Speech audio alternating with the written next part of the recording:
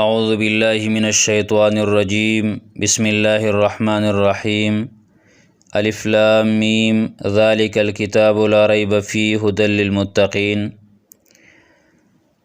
درس نمبر 3 شروع شو. دریم نمبر درس دا سورة البقره دا. ډیر نمونه دي د دې سورت، خدا بقره ورته دی وجنوي چې په دې سورت کې د بقري واقع راغله. بقره ویل کېږي غوا ته، او په دې کې د بنی اسرائیلو قصه بیان شوې ده، د بنی اسرائیلو واقع بیان شوې ده د غوا. د براشي په 67 68 69 70 71 نمبر آیات کې، په دې آیاتونو کې به دا واقع راشي. د سورة البقره مدني سورت دی، مدینه کې نازل شوی دی. ټول په دې کې 286 آیاتونه دي. خلاصه او حاصل د دې صورت، دا صورت ټول دا څلور حصې دی په اعتبار د مضامینو سره. دا غا لنډې خبرې دي په اعتبار د مضامینو سره، څلور حصې دی. اوله حصہ د ابتدا نه واخله تر د آیت نمبر 96 پورې. آیت نمبر 96 پورې والله بصیر بما یعملون.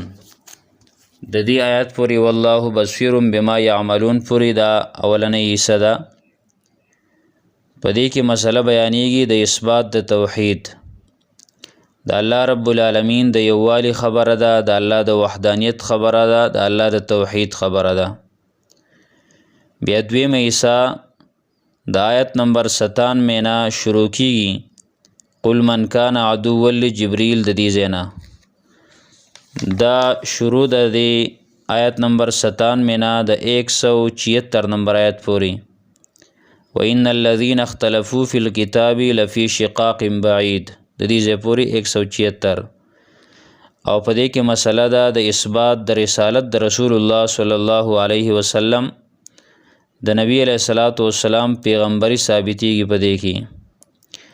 او درېمه حصہ بیا د 177 نه شروع شوې ده د لیس البر ان تولوا وجوهکم قبل المشرق والمغرب د دې ځای نه تر د 253 نمبر آیت پورې 253 نمبر آیت پورې به د درېمه حصہ ولکن الله یفعل ما یرید دې ځای پورې. او په دې کې مسله ده د جهاد فی سبیل الله، د الله د دین دپاره، د الله د دین د اوچتوالي او سربلندۍ دپاره، او د الله د قانون د اوچتوالي دپاره، د الله د کلمې د چوتوالي دپاره جهاد کول، محنت کول، کوشش کول او جنگ کول د کافرو سره. دا په دې کې بیان شي.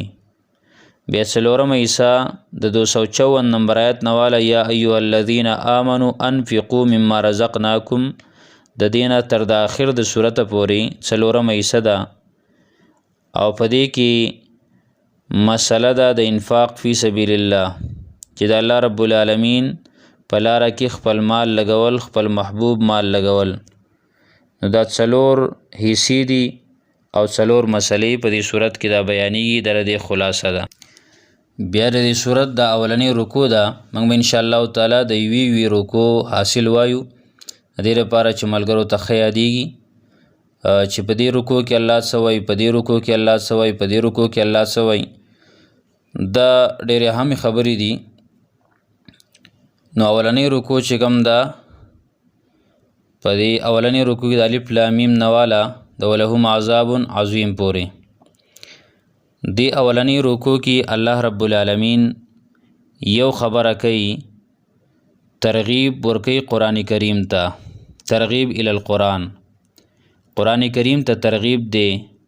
ذالک الکتاب د عظیم الشان کتاب دی، لا ریب فیه هیڅ شک پکې نشته دی، هدی للمتقین هدایت دی د متقیانو دپاره.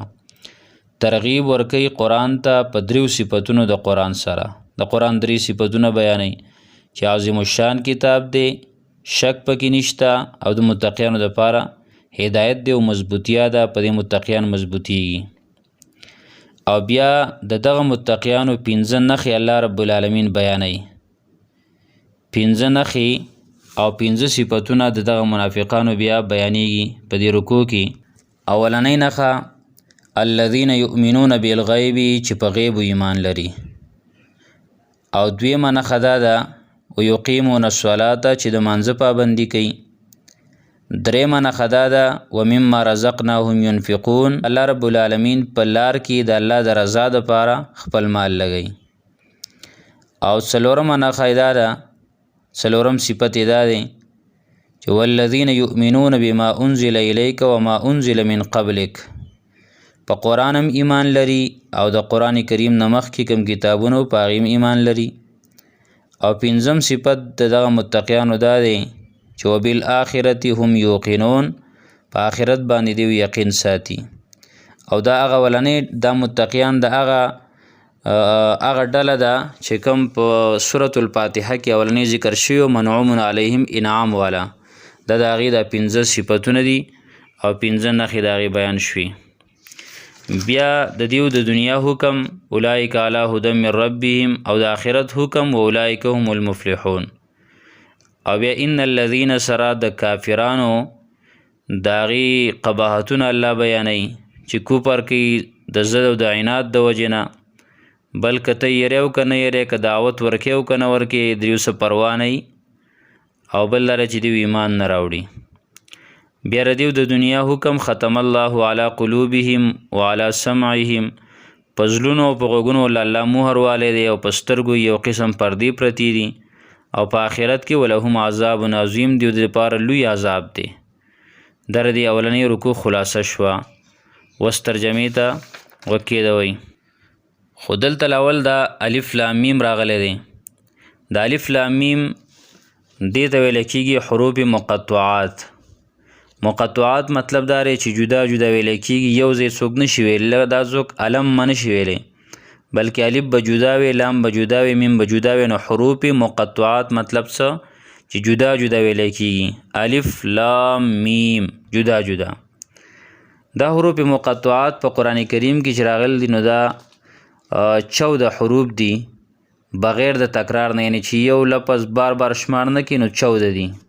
چې یو لفظ یو ځای د شمارلی دی بل ځای اوسه بیا حساب نه کړي نو 14 دي په دې ترتیب باندې، یعنی 14 حرفونه دي. خو که دا ټول لا جمع کې سره د تکرار نه یو حرف که 2 ځله راغلی دی 2 ځله شمار کې 3 ځله راغلی دی 4 ځله راغلی دی اشمار کې نو سره د تکرار نه بیا 78 دي 78 ځله په قرآن کریم کې د حروف مقطعات راغلي دي.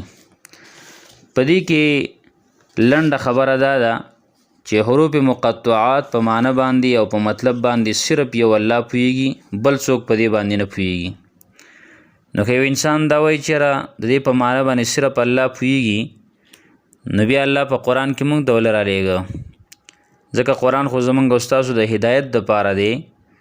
نو چې موږ په دې باندې نه پوهیږو نو هدایت به دې څه حاصل کو؟ نو جواب دا دی چې د دې نه غټ هدایت حاصلیږي او هغه دا دی چې الله رب العالمین وایي که څومره لوی معلم شې ته او څومره ډېره پوی هم ته حاصله کړي خو د یو الف لام میم په معنی باندې تاله پوی نه در کوم په دې باندې نه پوهیږي. او دغه شان په دې کې مقابلې دعوت د مشرکانو ته چې تاسو وایي چې د نبی علیه الصلاۃ والسلام د قرآن د ځانه جوړ کړی دی نو تاسو یې جوړ کړئ د صرف د الف لام میم د دې معنی وکړئ که دا د بنده کلام یو بنده جوړ کړی وی لکه څنګه چې ستاسو نظریه ده نو د دې معنی وکړئ که نه تاسو خو بیا د دې معنی کولی. الف لام میم الله پوهیږي په معنی او مطلب د دې حروف باندې. نو ګوره ځینې خلک دا سوچ وکړي چې دا که سره دې معنی ده چې الله پوهیږي په معنی او مطلب د دې حروفو نو دا یې معنی نه ده ښه دې مطلب موږ وایو چې موږ یې په معنی نه پوهیږو الله پوهیږي. الف لام میم الله پوهیږي په معنی او مطلب د دې حروفو موږ پې نه پوهیږو. ذالک الکتاب د عظیم الشان کتاب دی لا ریب فیه هیڅ شک نشته په دې کې هیڅ شک نشته د دې په راتلو کې چې د الله له طرفه نازل شوی دی. هدی للمتقین هدایت دی د متقیانو دپاره مضبوطیا ده د متقیانو دپاره متقیان پې مضبوطیږي. هدایت د ټولو خلکو دپاره دی هدی للناس دی خو چونکې پیده تی متقیان حاصلی او نور خلک د پیدې نه حاصلی. هدل للمتقین هدایت دی د متقیانو دپاره، مضبوطیا د متقیانو دپاره.